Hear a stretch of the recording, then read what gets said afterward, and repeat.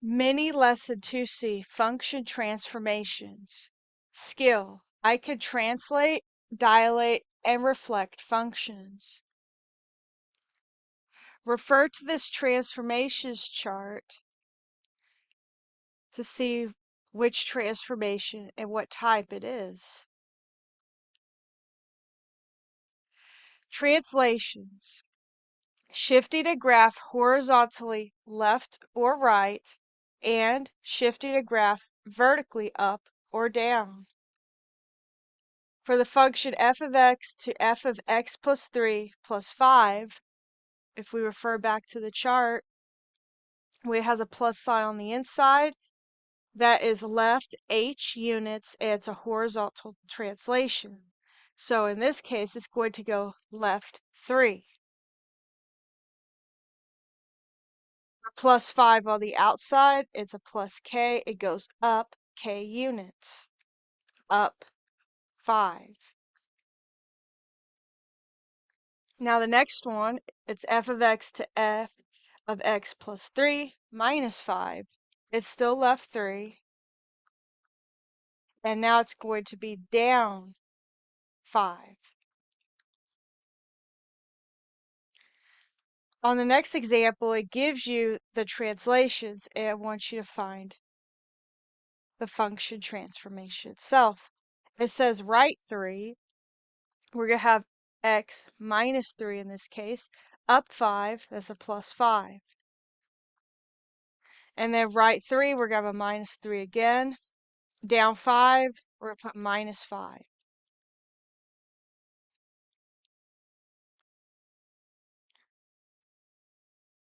Graph the equations shown below by transforming the given graphs of the parent function. Y equals the square root of x plus 4. And here's the parent. The parent function is the square root of x. It's going to be shifting up 4 units. So we take each of these points and go up 4. 1, 2, 3, 4. 1, 2, 3, 4. 1, 2, 3, 4. And then connect the points to get the new transform function. This one has a plus 2 on the inside of the parentheses, or the brackets, the absolute value bars in this case. It's still going to go left though. Left 2 units.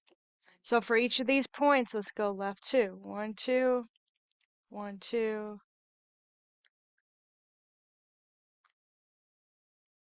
And then connect them.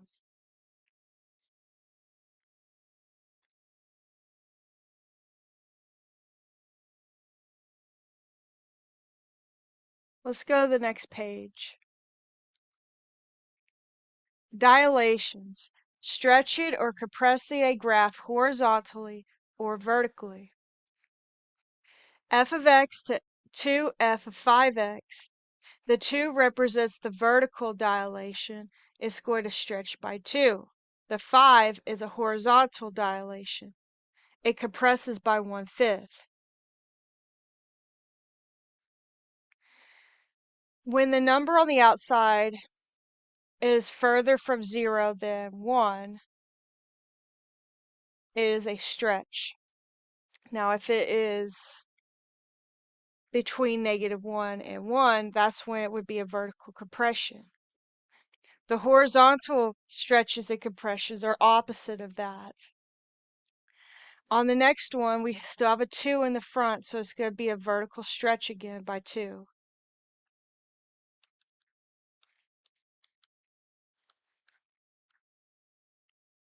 And then the point 2, that's going to be a horizontal stretch.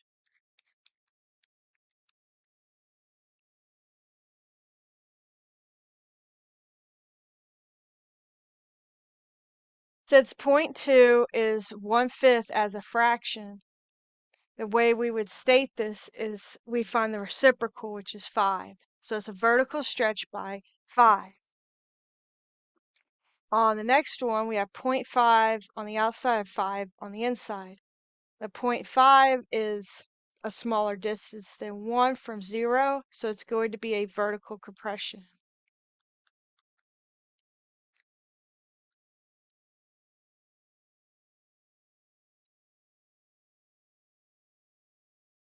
And it's 1/2 as a fraction. Just like the first example, this is going to be a horizontal compression by 1/5.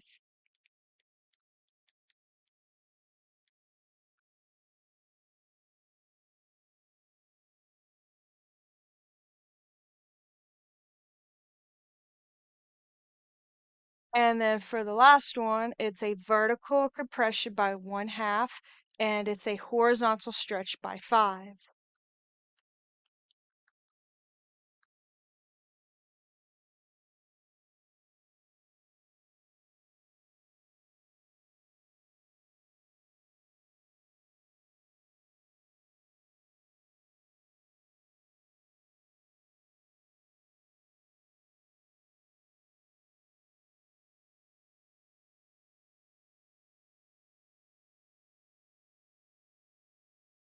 Graph the equations shown below by transforming the given graphs of the parent function.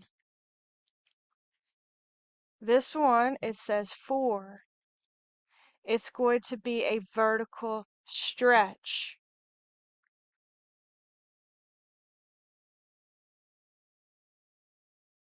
We multiply the y-coordinate by 4. So if these are 1, 1 times 4, they would go up here.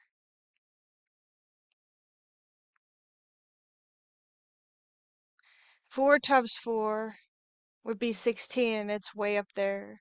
And so here's the only points that we need to draw the graph.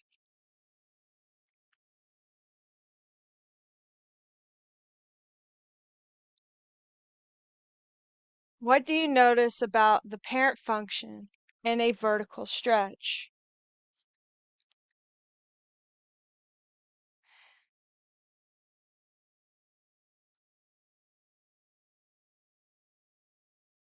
You say it gets taller, narrower.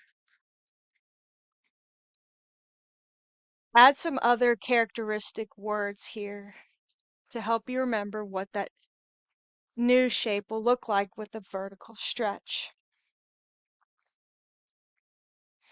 If we look at this one's 1/2, this is going to be a vertical compression.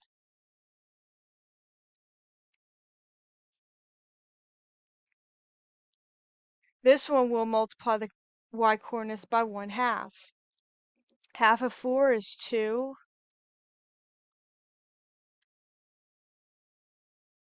Half of 1 is 1/2. The next one's up here would be 9, and half of 9 is 4.5.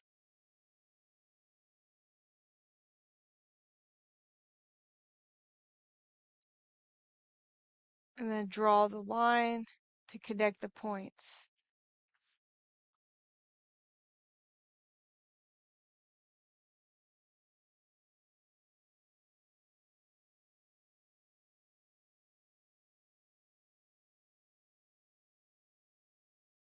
What do you notice about the parent function to the vertical compression?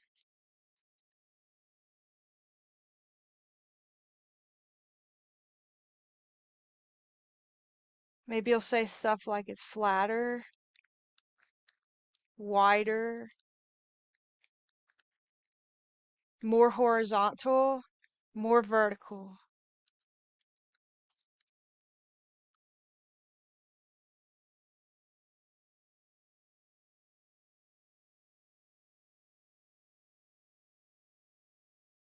If we're just given the graphs, you could say that this is a vertical stretch or a horizontal compression. And you could say this one is a vertical compression or a horizontal stretch. It's only from the formula itself that tells us which of the two animations happened, which ones occurred.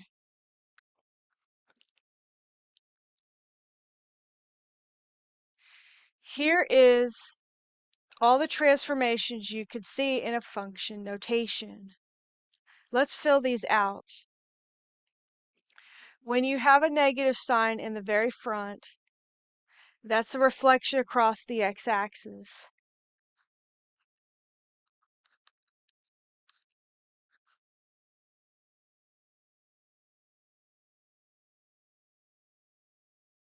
It's a vertical reflection. Anything on the outside of the parentheses is vertical. Anything on the inside of the parentheses is horizontal. When we have an A on the outside, if that A distance is less than 1, it's a vertical compression.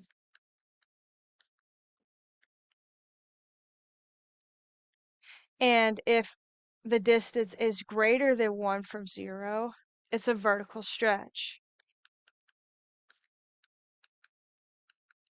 If it is 1, then it does not have a dilation. For the negative in front of the number on the inside of the parentheses or brackets or bars or anything like that, it's going to be a horizontal reflection across the y-axis.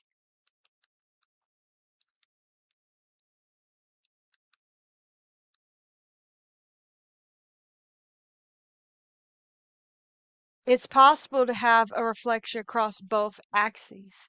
You just want to look at the formula to determine that. For the B, we'll write that right here.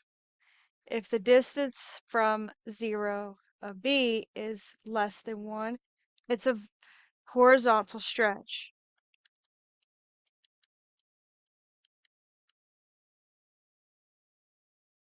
And if the distance is greater than 1, it's a horizontal compression.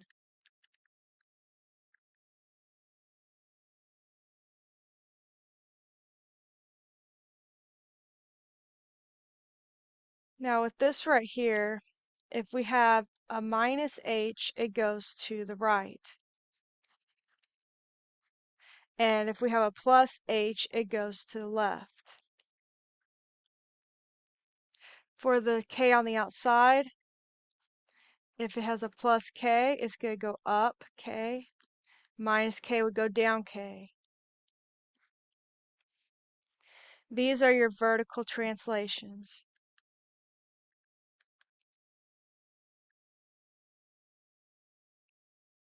And these are your horizontal translations.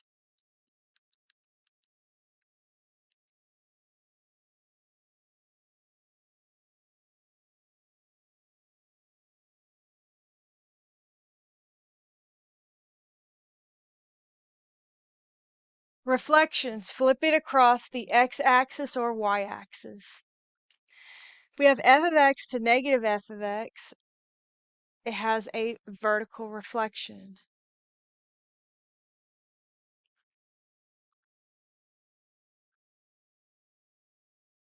And it does not have a horizontal reflection. On the next one, f of x to f of negative x, it does not have a vertical reflection, but it does have a horizontal reflection. And then f of x to negative f of negative x, it has both reflections.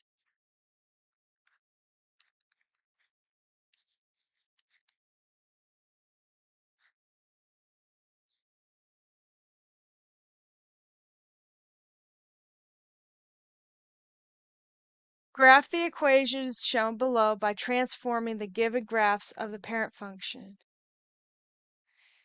On this one, we have y equals parentheses negative x cubed.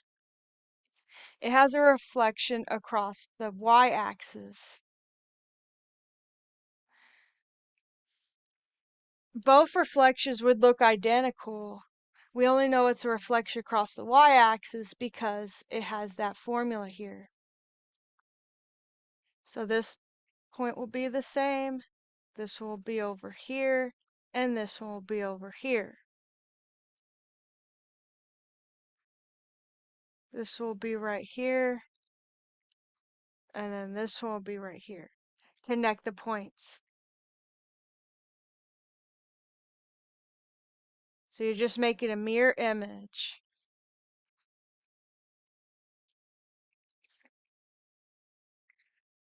All right, on this square root function, it has y equals negative square root x. It's a vertical reflection over the x-axis. So it's going to reflect across this line. So this will stay the same, and then this one, and that one.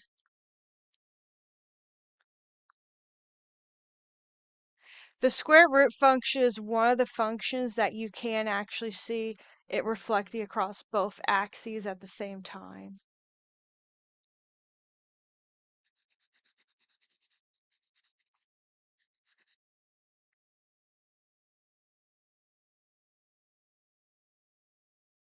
And then at the end, we have mixed transformations. We can start using some abbreviations. On the first one, we have f of x to negative 2, f of x plus 6 minus 7. The negative in the front makes it reflect across the x-axis. There's no other negative in front of the x inside the parentheses, so that's it. Dilations, there's a 2 at the front, so it's a vertical stretch by 2. Goes left 6 and down 7. Now the next one, we have f of x to negative 0.2, f of negative 9, parentheses x minus 1 plus 8. This one is going to reflect across both axes because of both of these negatives. X-axis and y-axis. We have a 0.2.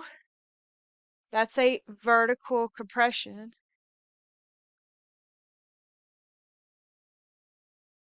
1/5. And then the 9 makes it have a horizontal compression by 1/9.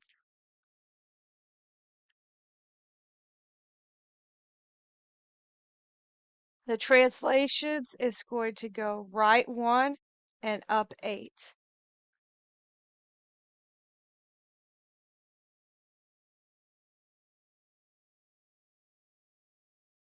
Okay, for this one, it has a negative on both again. So it's x-axis and y-axis.